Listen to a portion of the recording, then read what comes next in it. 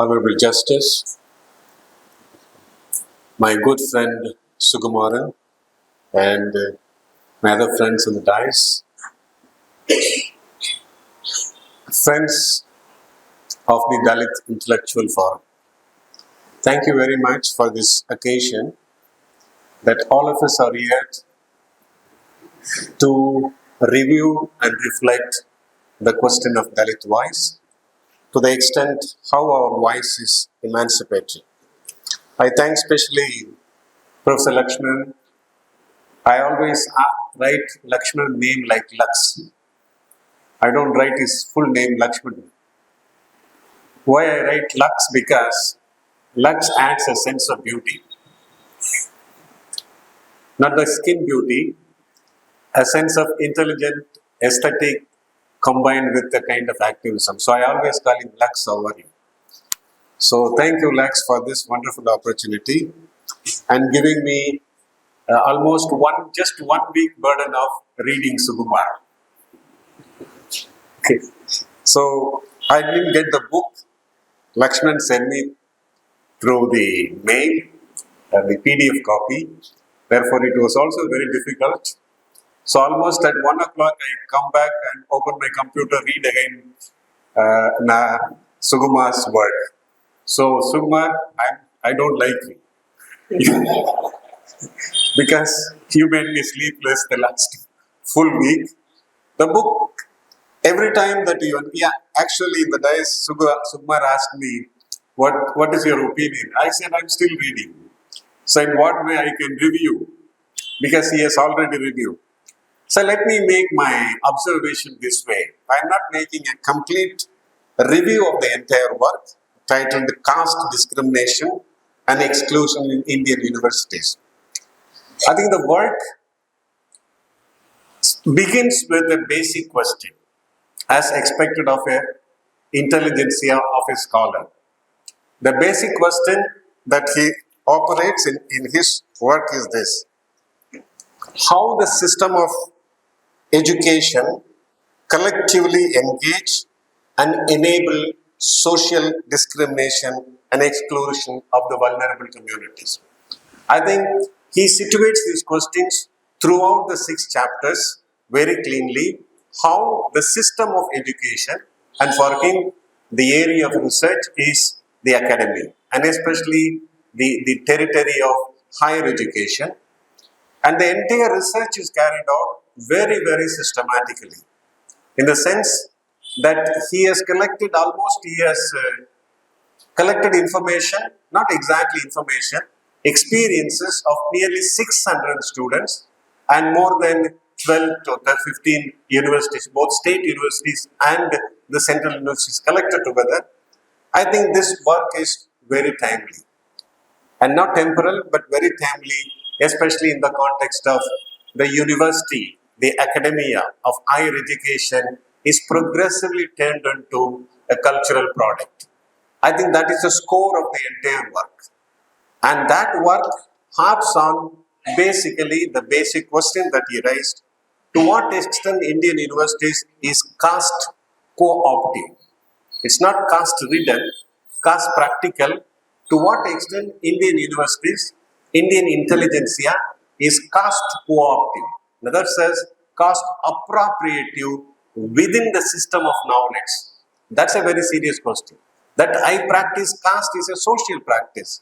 But the question which I think Sukumar asks in the whole work is this: to what extent the academia, the very system of knowledge communication, has encultured not only the problem of caste as caste in itself, how the system has turned into systemic in reproducing caste. I think this is a very serious question.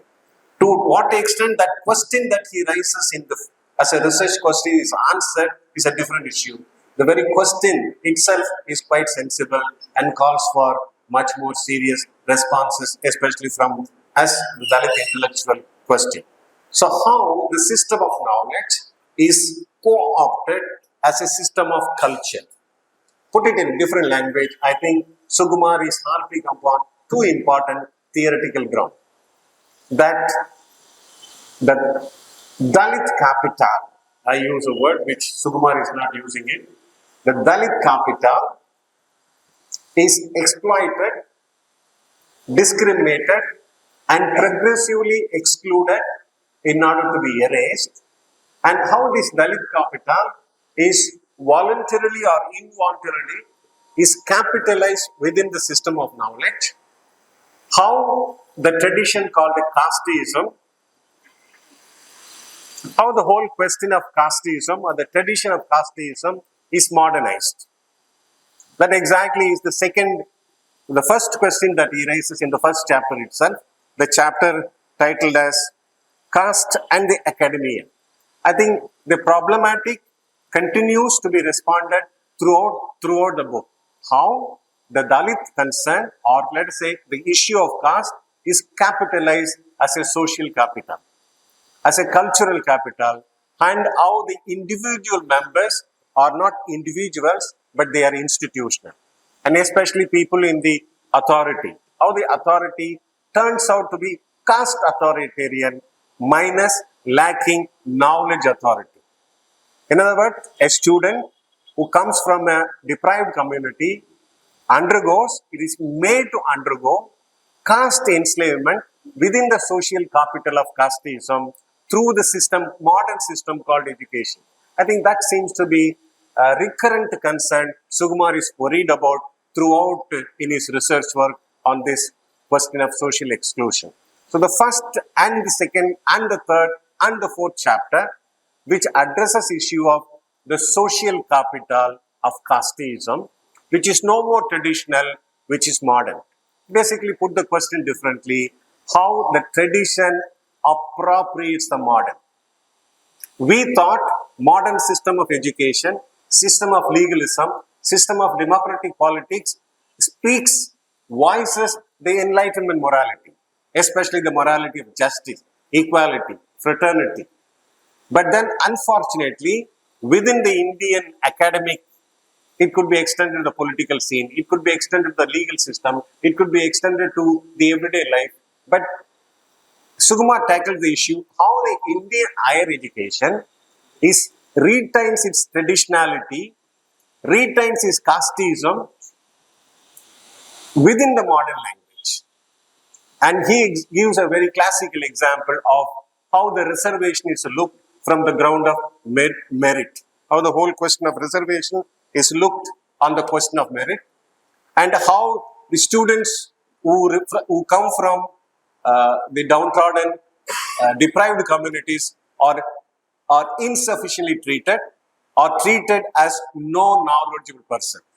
And probably Sukumar's assumption is that those caste hierarchy, which are already privileged to occupy positions within the authority of higher education, are not knowledgeable, but they are knowledgeable of their past, which is produced from the instrument called education. So he asked another important question, is education, is knowledge knowledgeable? Is knowledgeable of this discriminated community?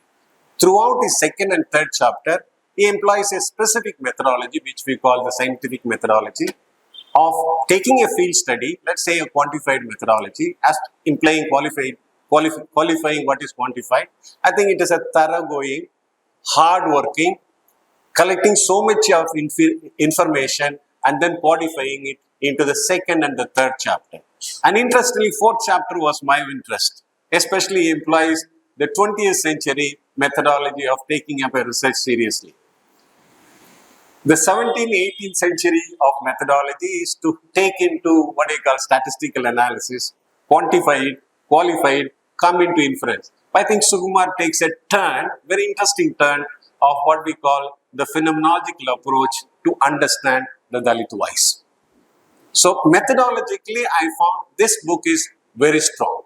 It is not simply narrating of the history of the past, but take almost, let us say, the history, the story, in Sukumar words, the life world. It's not history. The life world of the Dalit, of the persons from the discriminated community within the social context called Indian academic system, to what extent this Dalit life world is still made underestimated, suppressed, discriminated, and progressively excluded. So, in other words, the second important methodologically that I find very interesting and insightful, which takes me to read your work again and again, that applying phenomenological method. Applying phenomenological method, of course, he has collected a good number of case studies. In other words, it is not that I collect information, make certain inferences from my experience, but the experience speaks for itself. In other words, truth is not a matter of a representation by a third person, by some provida, right? By some authority. Truth is not a matter of repetition by some rituals. Research also a ritual, right? We reproduce which is already there.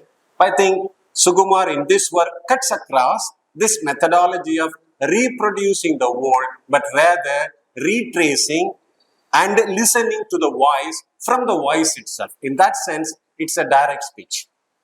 And especially the fourth chapter and the fifth chapter, Sukumar, I found it's a direct speech of my pain, of the pain of my community, of the pain of my students from the discriminated community who are made to suffer the burden of caste. In other words, tradition is not a burden, but it is appropriated into modernity with the belief that all of us believe modern education is going to put me in a higher, equal, fraternal speech, freedom of speech and all. But unfortunately, what Sukumar argument is this: tradition by casteism, the social capital, the cultural capital. He uses a number of theories taking from Gramsci, Habermas, Baudrillard, and many others. And the theoretical ground is quite fine, especially how the social capital is converted into what we call administrative, authoritative, knowledge capital. So what is called knowledge is defined by the authority, but what is called knowledge is not defined by science, either by sociology or by political science. There are certain institutions where we study some literature. So Sukumar is deep cutting, especially the fourth and fifth chapter, by listening, by letting the speaker, the experiencer to speak for himself. So listening to Sukumar is not reading the book, but listening to the voice of almost, let's say about 50 to 60. I don't want to use the word case. I think Sukumar is using case study. I'm sorry, Sukumar. It's not case. Once again, Sukumar voice is the life word, the life speech, the direct speech of my community, of my student community at large, at the higher education level. So, skipping on to the methodological part, I found this way, that he employs scientific methodology and he also engages the methodology which is discussed, debated, of listening to the voice, direct voice of discrimination from the entry to the exist and entire existential time of every Dalit student. His voice is recorded and the inference is the voice speaks for itself. Science believes truth is representative. I think going beyond science, phenomenology believes that truth is not representative. You know how politicians represent our truth, you know that. How our politicians, they are representative of democracy, represent truth, and we have a lot of legal issues. So I think Sukumar is very sharply cutting across disbelief in the notion of repeating the truth, be a Vedic truth or biblical truth or whatever it is. He goes beyond the idea of truth as a repetition. He enlarges the idea of science as a representation. He doesn't believe modernity as a correct representation. I think he goes beyond. Listening to the direct voice is the way of presentation. In other words, it tackles the issue of not the culture of silence of Paulo Freire, but the culture of the voice, of the voiceless, which is directly recorded. Unfortunately or fortunately, the conclusion ends up with certain critique of new education policy, but retains his argument that the modernity is no more modernity in India. Right? I may look modern, but I am not modern. Right? I am a lawyer or I am a professor. I am not modern. The cultural capitality that has been inherited, is it clear? Always reflects in my everyday life, be a Dalit or a non-Dalit. And that's where Sukumar strikes the issue. The truth is to be recovered, not retraced from some past, but voiced from the present. In that way, the history is not only made a narrative history in order to cover up the entire world. It is heard from the different voices of our student community throughout the nation across. In the conclusion, I think Sukumar is tackling that issue of new education policy, which is again another form of cultural capital in Sukumar language, social capital. Is it clear? Now comes into the language of education. I think Sukumar, not apparently, is correct. Systematically explores how the culturality is again and again is reborn, revived in new formats. The old parable, the old wine in the new kind of things. So in that sense, I think this work, I found it not, it's quite systematic in its approach to truth discoverability. It's very systematic in its approach to truth discoverability, and he engages very strong theoretical position. It's not simply collecting certain issues and bringing them, codifying them, and then these are my inferences that students from downtrodden communities, especially in higher education area, suffer due to discrimination on the basis of caste. But it is much more than that. The underlying theoretical ground is very, very strong. The theoretical ground somewhere skips from what I call implies the theoretical ground of critical theory tradition, especially critical theory tradition that evolved in late Germany by reaction to Nazism, critical theory tradition of Habermas, all those people, and to the extent that how culture or caste discrimination is turned into modern power relations, modernist power relation. Earlier it is caste as an authority, now caste is turned as a modernist power relations. I think his theoretical ground is very, very strong, and that invites every one of the intelligence of Dalit collectivity and beyond Dalit collectivity is a kind of a challenge. It's a kind of a challenge. Can you respond to my argument? In that sense, this particular work is very, very argumentative to conclusion. It's not a telling of a story of the past, but it is quite argumentative towards the inference, and the conclusion is not at all a summary, Sukumar. Your conclusion is not a summary of the 5 chapters. Rather, it adds us, it welcomes us, it introduces us to ask a question, how this new education policy once again retains its sense of orthodox supremacy. How it once again reproduces inequality in the new language. In other words, it is with a question, I think the conclusion emerges. I would like to just summarize the entire work. Sorry for doing it. Of summarizing, Habermas speaks, which you make a reference. He speaks about university. You have made a reference, I think, in the second or first chapter. He speaks about two important medium of communication.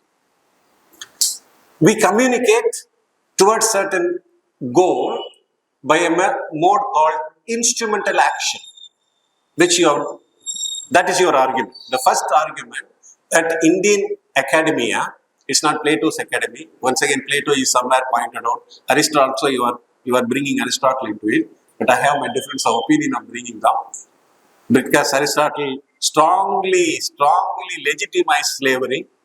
So this cultural reproduction, Sukumar argument goes very strongly that it is legitimized not only through social practices, by the very system itself. So the system turns itself as casteism. Some of us practice caste. We have cases against it. But the system turns itself as a system of caste in a modern educated language is a serious problem that we need to confront with.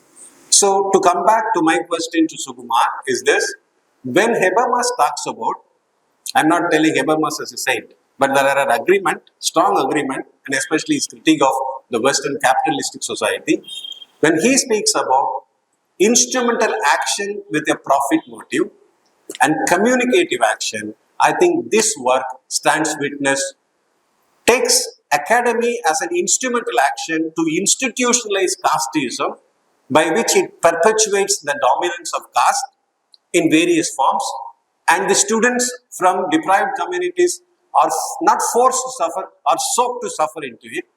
Is it clear? Which takes them until to the denial of their life, not suicide. It's a denial of their life. Is it clear? The denial from entry through interviews, research, and then denial of life that forces them, enforces them. The system is so consumed that knowledge is socially produced, is seriously taken, I think, underscored in this work. The second realm, I think, Habermas talks about that communicative action in terms of collective freedom. He's not talking about classless society, casteless society, and Sarvodaya. Is it clear? I don't think this work Sukumar seems to be believing in this. By letting the voices, multiple voices, to speak for itself with a different depth dimension of pain experience of untouchability. Is it clear? And he allows that this collective voice need not be again capitalized for one more capital as a social capital, so that this voice must be heard in its specificity. In its specificity, power needs to be what I call confronted. That is kind of the work. But my last question to you, Sukumar, why did you dedicate this to your grandmother? The entire work, methodologically, you are not only using the 17th, 18th, 19th century of statistical analysis. Is it clear? You have come down to the 21st or the late 20th century methodology of phenomenologic analysis. And there is a problem, Sukumar. Phenomenologic analysis is letting the voice of the first person, but at the same time, we must also engage, I think the book opens up for that, something called phenomenological reduction. When you imply the methodology of phenomenology, simultaneously there is something called reduction of what has been construed in the past. I think this book opens up that possibility, and it should be carried out by our students. Our students, especially in social science and humanities, how this reductionism of phenomenological reductionism, this work can give what I call the groundwork. So in that sense, I'm extremely happy and thank you for making us sensible to the differentiality of the pain suffered by each particularity of Dalit particularities. Each Dalit particularities. Either through their voice or through what I call your hard labor of collecting information from various universities, listening to 600 students. That is not an easy task. And a professor of political science, that is all his regular work. And another interesting thing, Sukumar, you share your experience. You share your experience throughout, from dedication till the end. I think this is how the voice, let's just say, knowledge must be structured. I am not telling Sukumar voice must be heard, or Lakshman voice and my voice. Knowledge must be structured. I think this provides the best exemplary model how knowledge must be structured in the future possibility of Dalit structuring knowledge. I have been speaking about a lot of things in my area. I talked about Dalit epistemology. I discussed about Dalit ethics, okay, where in terms of justice issues, the social, rational, all that things. I think structuring of knowledge is our future project. Doing certain activity is continuous. Structuring knowledge from the point of view of the Dalit life world is something, is the future possibility where Dalit episteme has to be constructed. Sukumar makes a very interesting reference about epistemic isolation. I think you are referring to our friend epistemic isolation, political science setting. Guru. Right. I had a long debate with Guru on that epistemic violation. I think Sukumar is not talking about epistemic isolation, which our master, our Guru was talking, epistemic isolation. We were not isolated. Why? We need to be isolated from the Vedic knowledge. Why the hell we want the Vedic knowledge? I think this work, let me make my last strong comment, is an epistemic rupture. It's an epistemic rupture. It doesn't say I am suffering. It makes a rupture in the system of knowledge so that Indian modernity, which our Ambedkar envisioned in terms of democratic values, becomes a possibility. Thank you very much, Sukumar. But still, my question holds, why you are dedicated to your grandmother?